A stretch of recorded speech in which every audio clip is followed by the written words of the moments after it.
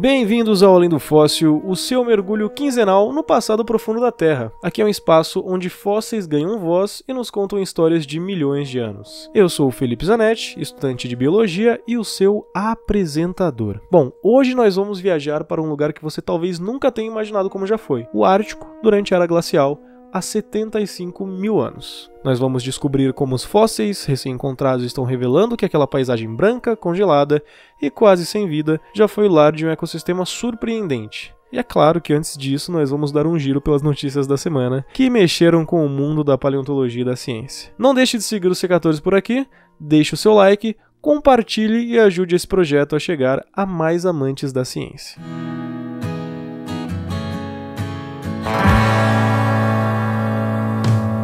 No nosso giro de notícias, nós temos 9 espécies de peixe pré-histórico descoberta na Antártica. Olha aqui, cientistas brasileiros identificaram fósseis de uma espécie de peixe ósseo que viveu há cerca de 40 milhões de anos. Rapaz do céu, essa notícia é da CNN. Vamos dar uma olhadinha aqui, ó. Do extremo sul do planeta, pesquisadores brasileiros acabam de anunciar a descoberta de um peixe pré-histórico que viveu quando a Antártica ainda não era uma geleira gigante, igual conhecemos hoje em dia. Essa peça do quebra-cabeça ajuda a reconstruir mudanças oceânicas e climáticas que moldaram todo o hemisfério sul. É sempre a importância dos ecossistemas aquáticos das espécies marinhas na reconstrução desses paleoclimas. Até pelo processo de fossilização, esses ambientes são mais favoráveis, né? Bom, a descoberta ajuda a entender como a fauna marinha reagiu à abertura da passagem de Drake e ao isolamento da Antártica. Continuando o nosso giro, dentes de dinossauro e o ar pré-histórico. Viu? Vem cá, você já pensou que um dente de dinossauro pode funcionar como uma cápsula do tempo, guardando o pouquinho de ar que cabia ali dentro, que o dinossauro respirou? Pois é exatamente isso que alguns pesquisadores conseguiram acessar. E as informações obtidas podem ajudar a prever o que vem pela frente no nosso próprio clima, cara. Olha que loucura. É mais uma notícia da CNN Brasil, tá? Vamos dar uma lida aqui, ó. Cientistas analisaram isótopos de oxigênio e carbono em dentes fósseis para estimar temperatura e composição atmosférica de milhões de anos atrás. Isso ajuda a modelar o clima da Terra antes mesmo da existência humana. É sempre o passado refletindo o futuro, né? A gente não pode esperar entender nada que vem pela frente ou o que está acontecendo até mesmo no nosso tempo sem olhar para trás. A paleontologia fazendo esse trabalho aí que muita gente despreza. Última notícia do nosso giro, essa matéria aqui é super interessante. Na pré-história recente, uma descoberta mexeu com alguns estômagos. Pesquisadores sugerem que neandertais consumiam carne que já tinha larvas, meu Deus, que horror. Não por descuido, mas como uma forma de estocar e aproveitar cada recurso disponível. Afinal, sobrevivência nem sempre é glamurosa. Isso daí é fato, né? Quem assistia a Prova de Tudo com o Bear Grylls, lá na Discovery, sabe que esse cara já comeu, meu Deus do céu. Tudo bem, ele tinha uma equipe por trás que devia servir um banquete depois, mas pelo menos na gravação aparecia ele tomando água de cocô de elefante, comendo um inseto um monte de vez, carne crua, pelo amor de Deus. Vamos lá, em 9 hipóteses sugere que o consumo de carne parcialmente decomposta com larvas pode ter sido uma estratégia para conservar o alimento. Que isso? Onde que isso aqui foi publicado? Pera aí. Eu preciso descobrir onde isso aqui foi publicado, pelo amor de Deus. Na revista Science Advances. Então aí, quem quiser conferir, nossa, né? No final tudo é proteína. Para bater proteína a gente tá comendo até larva. Bom, e isso aí levantou um debate sobre os hábitos alimentares e a adaptação à escassez, né? Afinal, querendo ou não, quando você tá na natureza, pô, é tudo alimento. Até a gente, né? Até a gente, dependendo da situação, eu comeria uma larvinha ali, uma carne podre, se fosse só o que tivesse. Fazer o quê? Terminando o nosso giro, vamos para o nosso tema central desse episódio. Olha, se essas histórias já mostram como a vida se adapta aos ambientes extremos, a de hoje leva isso a um nível épico. Nós vamos para o Ártico há 75 mil anos, quando o mundo gelado escondia uma vida surpreendente sob a neve. Em uma caverna localizada na costa norte da Noruega, nós temos o que representa o registro mais antigo de uma comunidade animal durante um dos períodos mais quentes da Era Glacial, por mais contraditório que isso possa parecer. Só uma definição aqui, tá? Era glacial é um período marcado por grandes expansões de gelo, mas com variações locais no clima, o que explica até algumas manchas de vegetação de alguns biomas inseridos em outros, completamente isolados. Por exemplo, nós temos cactáceas no meio da Mata Atlântica, que não faz muito sentido, mas através de glaciações a gente pode explicar esse fenômeno. Bom, fato é que naquele tempo o Ártico tinha áreas com vegetação rasteira, líquen, musgo e até algumas flores mais resistentes ao frio. E alguns animais que, claro, com determinada adaptação conseguiam conviver num ambiente que, embora fosse frio, tinha sim alimento disponível. É doido a gente pensar que o Ártico já foi um corredor de vida, né? Não só um deserto gelado, congelado. É uma loucura. Vou aproveitar o gancho aqui, ó. Vamos imaginar o Ártico de 75 mil anos atrás. Apesar de estarmos em plena era glacial, o Ártico não era só um deserto de gelo uniforme, que nem eu acabei de falar. Havia períodos interstadiais, ou seja, intervalos mais amenos, onde a temperatura subia alguns graus e a vegetação se expandia. Aliás, falando em vegetação, né, eu já citei ali em cima, líquens, musgos, gramíneas, pequenas flores, e isso atraía herbívoros, obviamente adaptados ao frio, né? Não vamos pensar aí num herbívoro completamente pelado, com pouco pelo, pouca gordura, que ele não ia aguentar. Agora, sobre paisagem. Dá pra gente imaginar alguns campos ondulados, cobertos por neve no inverno e um verde acinzentado ali no verão.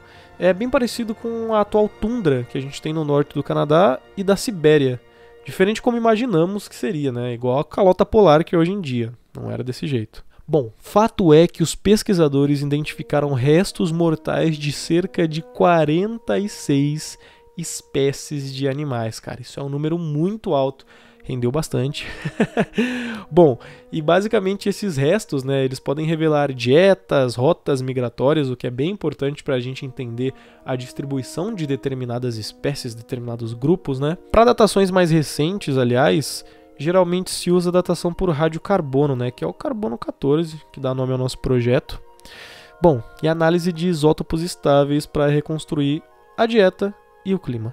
E é por meio dessas pistas que os pesquisadores remontam não só quem viveu ali, mas também como viviam e de que forma o ambiente moldava o seu comportamento. E fato é que ao desvendar como a vida sobreviveu a um planeta em transformação, nós aprendemos várias lições valiosas para os desafios que nós enfrentamos e vamos enfrentar. A diferença é que agora o relógio está correndo um pouquinho mais rápido, né? Graças às nossas queridas ações antrópicas. Aliás, esses períodos mais amenos, né, eles podem ter facilitado algumas rotas de populações pré-históricas pelo norte do globo. E isso eu estou falando sobre conexão desses registros com migrações humanas. Para você ver o nível de importância desse tipo de pesquisa, desse tipo de descoberta. Bom, mas vamos agora para alguns mitos e fatos sobre o nosso querido ambiente e os nossos queridos fósseis polares. O Ártico sempre foi permanentemente congelado. É um mito, né? A gente acabou de discutir isso sobre não sei quantos minutos, mas alguns vários. Vamos pro próximo. Fósseis polares são raros porque não havia vida ali. Não, pelo amor de Deus. Fósseis polares são difíceis de encontrar porque o gelo e as condições extremas dificultam a preservação, né? O processo de fossilização em si e a escavação. Afinal, tem que ter alguém escavando ali, né? O fóssil não vai vir andando até uma sala de pesquisa, até um museu.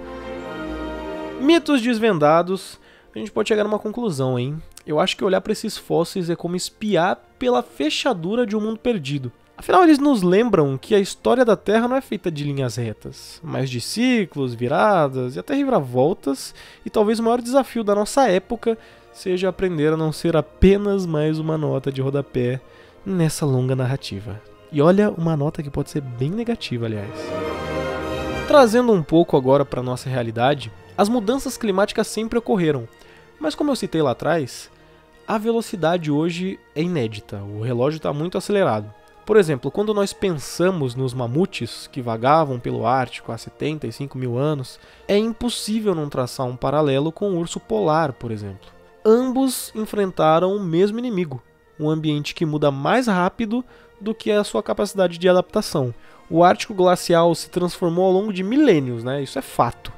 Agora, hoje em dia, ele está mudando em poucas décadas. E espécies polares, como o urso polar, né, que eu já citei, narval, raposa do Ártico, enfim, diversas outras, estão enfrentando dilemas semelhantes ao da fauna da era glacial, só que com menos tempo para se adaptar, o que implica numa extinção, e uma extinção até certo modo artificial.